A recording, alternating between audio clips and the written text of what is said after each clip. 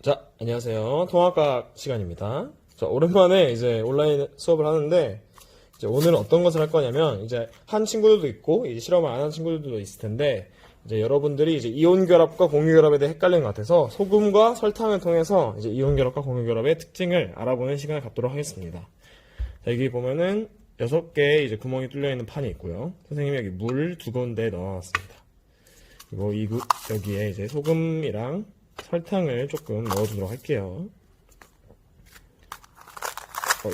설탕이 되게 고체가 됐네요. 자, 이런 식으로 여기 소금 그리고 설탕 이렇게 있습니다. 잘 저어주세요. 그래서 선생님 오늘 어떤 걸 할 거냐, 어떤 걸 할 건가요? 라고 물어본다면 기억이 나신 친구들도 있겠지만 이 친구들을 이 간이 전도기를 통해서 한번 전류가 흐르는지 안 흐르는지를 한번 파악해 볼게요. 그리고 질문. 여러분, 실제로 이제 실제 물은 전류가 흐를까요? 안 흐를까요? 실제 물은 전류가 흐르지 않습니다. 만약에 이 친구가 전기가 통하게 된다면 이렇게 불빛이 나고 소리가 나게 되겠죠. 자, 이 원리는 잠시 뒤에 설명해 주도록 하고 한번 하나하나씩 해볼게요. 먼저 설탕.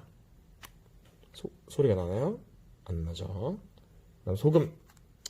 소리가 나나요? 안 나죠. 그리고 원래 원칙적으로는 이렇게 다른 물체에 이제 전류가 흐르는지 안 흐르는지 보기 위해서는 먼저 이 접촉 부분을 닦아주고 해야 돼요. 그 다음에 설탕물. 설탕물 같은 경우에는 이제 불빛은 들어오지만 소리까지는 나지 않는 걸 봐서 완벽하게 이제 전류가 흐르지 않는다고 보여지네요. 그 다음에 그래, 소금물. 이 부분이 소금물이거든요. 소금물 같은 경우에는 살짝만 넣어도 소리가 나는 걸로 보여집니다. 자, 자세히 볼까요? 이렇게. 자. 그리고 잘 보이진 않겠지만 이 왼쪽 침 부분에 약간의 기포가 발생하는 걸 볼 수가 있습니다. 이렇게 기포가 발생하는 것은 이제 어떤 이유로 그런 건데, 이거는 이제 여러분들이 나중에 배울 것이기 때문에 나중에 알려주도록 할게요. 자, 그래서 지금 결과를 정리해 보자면요. 자, 이렇게 전기가 흐르나? 라고 했을 때 설탕, 소금, 설탕물은 흐르지 않고 소금물은 전류가 흘렀습니다. 자, 그 이유는 이제 전류가 흐르는 원리로 한번 배워볼 텐데요. 잠시만요.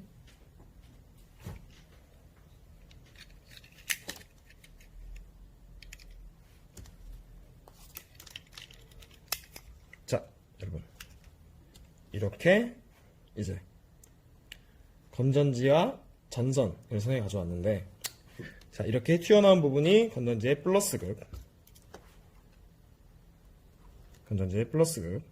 그리고 이렇게 약간 없는 부분이 전지의 마이너스극인데, 자, 이들이 이렇게 있고, 좀 보조시켜 놓을까요? 이렇게 있고, 전류가 통하기 위해서는 자, 이렇게 뭐 이어져야겠죠. 이런 식으로 이어져야 할 텐데, 근데 이어졌을 때 어떤 원리로 전류가 흐르냐면요, 이제 금속 같은 경우에는 이제 전자 마이너스 전기를 띤 전자가 자유로이 이동할 수 있습니다. 이 전자가 이 플러스극 쪽으로, 이쪽으로 이동하게 되면은 전자는 이렇게 이동할 테고 이렇게 이동하겠죠. 그러면 전류는 신기하게도 반대 방향으로 초록색 쪽으로 전류가 흐르더라 라는 것입니다. 그래서 선생님, 이게 무슨 말이냐, 선생님이 먼저 연결이 돼야 된다고 하고, 그리고 금속 중에서 이제 마이너스 전기를 띤 친구가 이동을 해야 전류가 이렇게 흐른다고 했죠.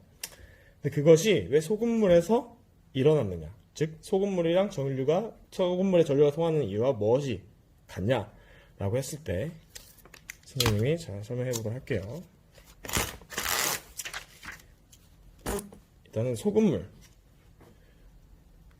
대해서 볼까요? 소금 같은 경우에는요, 얘는 화학식이 나트륨과 염소가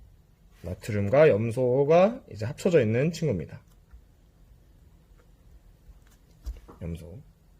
근데 이 친구들이 어떻게 합쳐져 있냐라고 하면은 나트륨의 전자 한 개를 염소에게 준 거예요.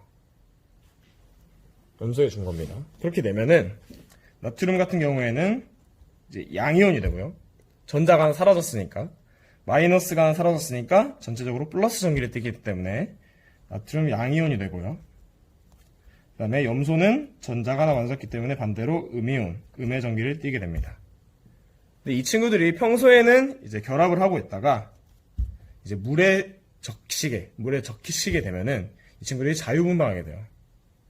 그래서 아까 선생님이 얘기했듯이 이 전지 부분에서 이 마치 음이온이 이제 전자 느낌으로 간 거고, 이 양이온이 약간 전류의 느낌으로 음극으로 이렇게 흘러간 것입니다.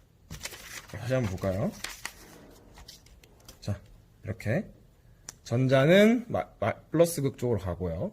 그 다음에 전류는 이렇게 플러스에서 마이너스 극 쪽으로 가더라. 이런 현상이 발생한 거죠.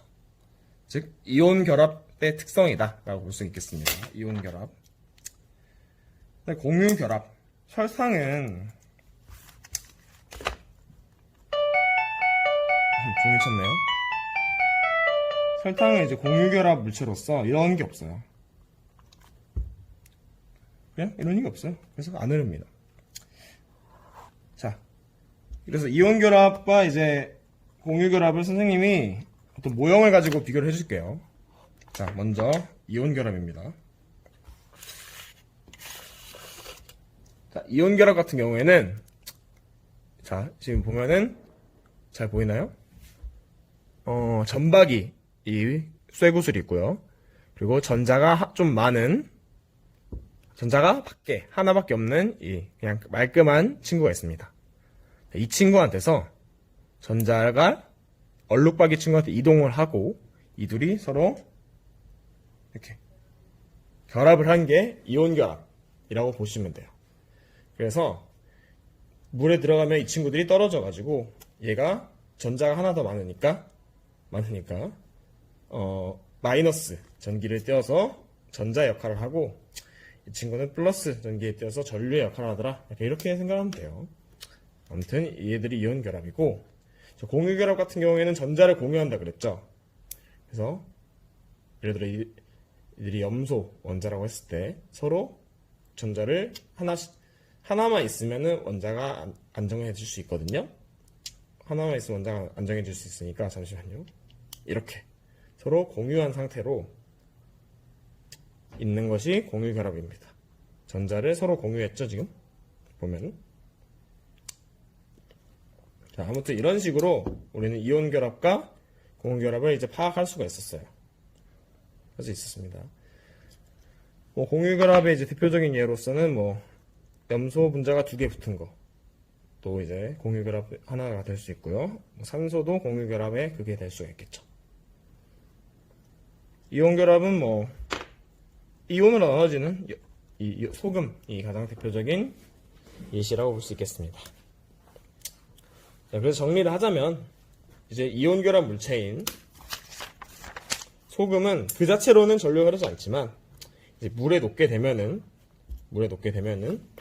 이 플러스 극 쪽으로는 염소 음이온이, 그리고 마이너스 극 쪽으로는 이제 나트륨 양이온이 이렇게 각각 다른 극성으로 끌려가기 때문에 마치 전류가 흐르는 것처럼 보여진다. 이렇게 정리를 할 수 있겠습니다. 네. 그래서 이온 결합, 공유 결합 부분은 한번 책을 읽어보거나 다시 선생님 영상을 돌려보면은 이해가 될 거예요. 자, 그래서 오늘 영상 여기까지 하도록 하겠습니다. 자, 안녕.